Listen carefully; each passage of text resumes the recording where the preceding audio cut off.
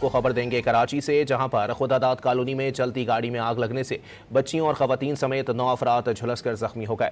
مزید جانتے ہیں ڈان نیوز کے نمائندے عمران حفیظ سے۔ عمران، بتائیے گا زخمیوں کی حالت کیسی بتائی جاتی ہے؟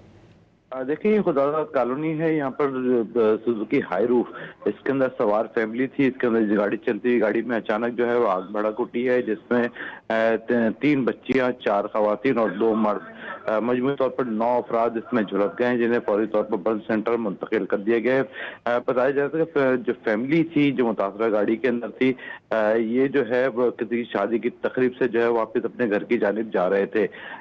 زخمیوں کو جو ہے فوری طور پر جو ہے وہاں پر منتقل کیا گیا اور یہ ان کو وہاں پر جو ہے طبی امداد جو ہے وہ دی جا رہی ہے۔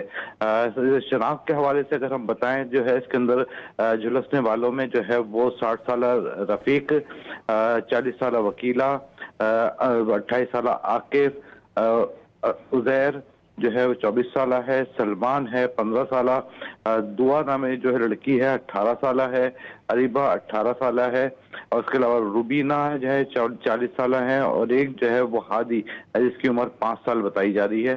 یہ اس کے اندر زخمی ہے۔ جی بہت شکریہ عمران۔